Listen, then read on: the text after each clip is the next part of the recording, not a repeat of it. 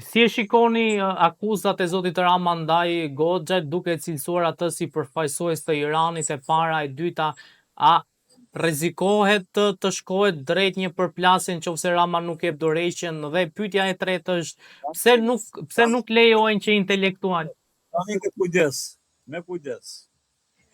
Vetë arsimimi dhe vëtaria ime në zbulimin strategjik jashtë 79 vjet, 79, dhe pasaj ata shë ushtarak i parë i Shqipërisë në Turqi, ku me asit profesional në ngritë në këmë Turqinë për shpëtimin e Shqipërisë me Sulejman Demirelin dhe kryeministër Schiller, dhe vazhdimësia e studimeve të thelluara që kam me Institutin e Politikës së Kombëtare, me jep për mundësinë që truri im me shumë gjakthotësi të thotë të vërtetat.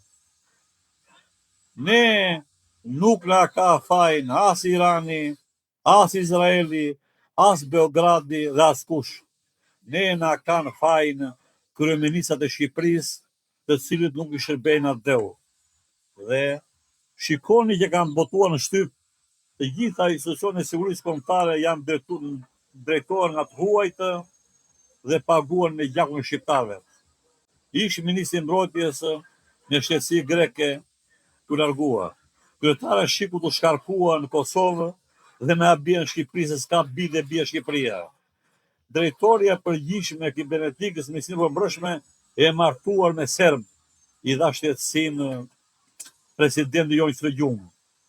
Shqiptari jashtëm i shkarkuar kryetar Shiku në Rumani, dhe Edi Rama e ne se nuk ka bi Shqipëria kryetar të jashtëm, dhe mas 6 rrugësh arrestohet në flagrancë në Rumani, dhe kryeministri i Rumanisë deklaron në televizor, nuk e dinte Edi Rama dhe Shqipëria që është ndike penale e shumë të tjerë. Pra, agenturat e huaja kanë pushtuar gjithë institucionet shqiptare dhe e ka emëruar Edi Rama dhe i paguajmë neve, ashtu siç ishte edhe këshilltari i ambasadës tonë në Gjermani dhe sekretari i tretë, njëri rus e tjerë di bielorus. Ka më hapur dhe më trosh. Çfarë kërkojmë të shohim neve?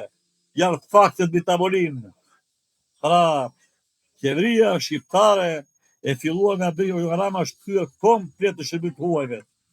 Sepse Shqipëria ka bi dhe bija të shkëlqyer, që ka dhënë prova dhe janë për kryetar Shiku, për ministër mbrojtje, për këshilltar e shumë funksione të tjera. Prandaj duhet të kaloj komplet referendum 92-shi, 2026 dhe populli të fshi nga përdorimi ato ligje dhe ato vendime anti-shqiptare dhe t'i shojnë në burg dhe t'japin llogari këta tradhtar, t'i sollën këto pasoja, t'i vendi kaq i bekuar, po fatkeqësisht me tradhtinë më të ashpër sa gazetari fuqishëm në Kroaci, pa mbrëm tha, kryeministri më i mirë që ka shërbyer Serbisë është Edi Rama. Shoni Rajn Treshin, çfarë trajton? Është bërë objekt diskutimi në median qendrore. Kjo Shqipëri e vogël, por fatkeqe me këtë drejtim politik dhe shtetëror që bëhet. Ne nuk na ka fajin Izraeli. Dhe ambasadori izraelitit të mbylli gojën, që është filmuar që ka dalë nga brenda godinës Izraelit një femër, e mbuluar, ka hequr flamurin dhe ka hyrë prapë brenda. Populli shqiptar nuk ka asnjë lloj problemi dhe dashakaqësie me Izraelin. Populli shqiptar ka me Edi Ramën, i cili nuk ka vënë interesat kombëtare në radhë parë. Prandaj zonja ambasadore, shiko detyrën tënde. U kam qenë diplomat vetë dhe në ambasadë ka roje që sakton shteti përkatës. Janë kamerat të gjitha. Ku janë kamerat dhe rojet e saja dhe nuk e thot ambasadorja kush ka hyrë brenda, po fatmirësisht u publikua. Është një femër brenda ambasadës, ka ul flamurin, ka hyrë brenda ambasadës. Ky që provokacionin dyrë dhe po të kishte shtet, ajo ambasadore shpallej non grata, siç ka vepruar shtetet që janë shtete. Nuk ka dorë këtu asnjë shtet i huaj, deri më Kosova. E ka fajet Edi Rama që kërkon të shpall armik të jashtëm këtë po, por faji është i tia që ka këtë situatë. Kolonel, po këto akuzat ndaj Albin Kurtit se po përfshihet në protestat e Tiranës, pse i bën Edi Rama? Po, Albin Kurti dajnë përgjigje shumë të thjeshta dhe shumë të mira. Unë nuk i shit ato tokat e Kosovës, ku një nga kryesorët ishte Edi Rama, Hashim Thaçi, Edi Rama, Grenelli dhe Vučići, që bën skenarin e dhënies së Kosovës Veriut dhe bitë e Kosovës i dhanë stop dhe i faleminderit asaj kancelare gjermane që çoi në burg Hashim Thaçin duke paralajmëruar. Hashim Thaçi, dashur gazetar, ai që lexon dhe ndjek situatën, bëri viktimë dhe të tjerët.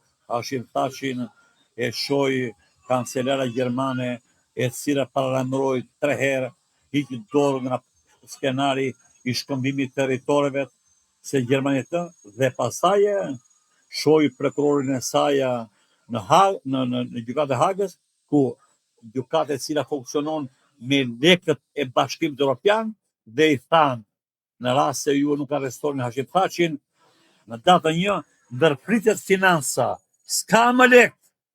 Dhe Haga nxori urdhrin dhe arrestoi, mund hyrë të avionit që do të shkonte dhe do formoste me Grenellin dhe Vučićin shkëmbimin e territoreve u pjesë e këtij skenari që dhe Edi Rama.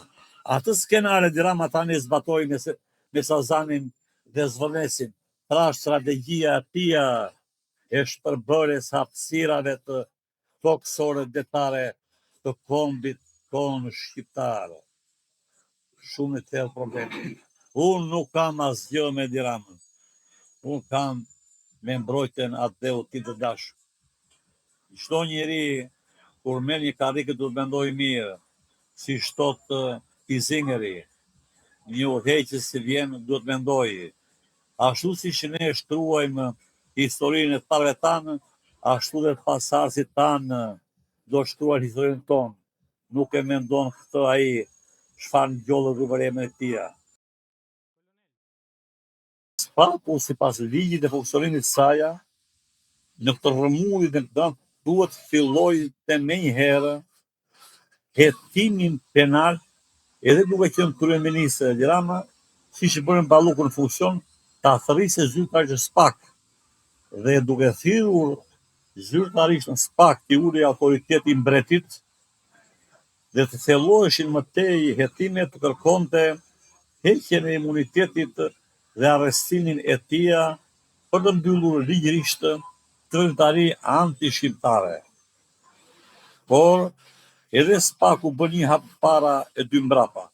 Pra janë dy institucione kushtetuese, të cilat në pavarësi të plotë nga qeveria, duhet të kishin vepruar ose të veprojnë tani urgjentisht për shmangjen e thellimit më të thjeshtë të kësaj krize.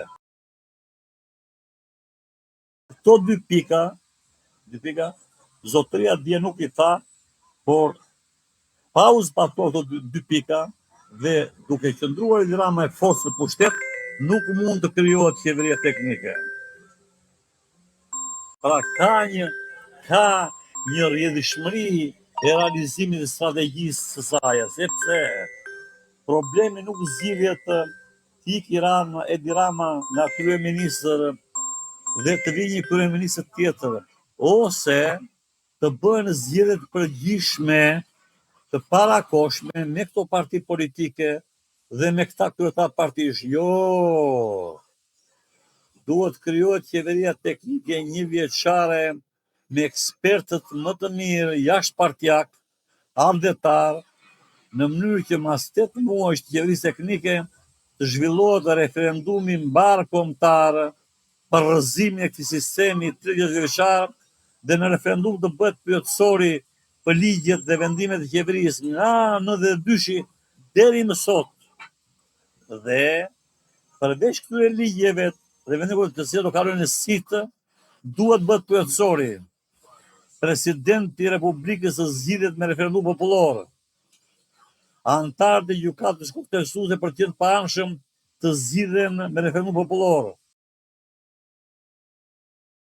Të gjitha marrëveshjet e qeverisë Berisha me mafjen botërore që ka pushtuar pasurinë nën toksore dhe mbi toksore të anullohen dhe t'i kalojnë pasurisë të shtetit shqiptar, të anullohen gjitha marrëveshjet dhe u hiqen dhe kanë fituar investitorë strategjik një ligj antikushtetues, antilegjor, anti-Ramës, kështu paketeve para do kalojnë në sit gjithë veprimtarianë miqësore, anti-shqiptare, anti-kombëtare, me ligje dhe vendime të këto dy personalitetë që grupojnë Shqipërinë. Pra, do bëhet filtrimi komplet ligjor kushtetues, atdetar, që çojë Shqipërinë në gjendje. Tjetra, të ulet sasia e deputetëve nga 148. Kupton? Dhe që në qeverinë teknike, pensioni minimal të bëhet 400 euro për të mbijetuar shqiptarët. Dhe të ulet pagesa e qeveritarëve dhe deputetëve nga 5 milion në 2 milion lek, 2 milion lek të vjetra. Pra, është një program i detajuar, politik, ekonomik, social, ligjor, diplomatik dhe bërë zvëndit, të cilën ne kua kemi bërë gati naturisht në masën e të, por pasionet partijake ose pasionet e rekrutuara apo të veprimtarisë shikut që bën për ta shuar këtë raport do të sjellë pasoja. Adeu është në rrezik, sepse Shqipëria nuk është më 28.000 km2 dhe neve në referendum do shtojmë pyetjen e vendosur të rikthehet dënimi me vdekje për shtetarët të cilët synojnë sovranitetin kombëtar dhe kryen veprimtari antikushtetuese me krim organizuar ekonomik siç ka tani. Pra problemet janë shumë të thella dhe bëhen nga njerëz me nivele me shumë të thella për zgjidhjen e krizës. Po të ishte Edi Rama demokrati shqiptar, problemi shumë i qartë për të zgjidhur. Nuk pranon. Do të çojë Shqipërinë dje 9/7/2. Është fatkeqësi kombëtare. Unë flasë si një biri i Shqipërisë që më ka arsimuar, më ka edukuar dhe nuk kam asnjë lloj interesi partijak, individual, financiar. Shpreh mendimet e mia intelektuale, strategjike për zgjidhjen e kësaj situate atdetare dhe popullit shqiptar.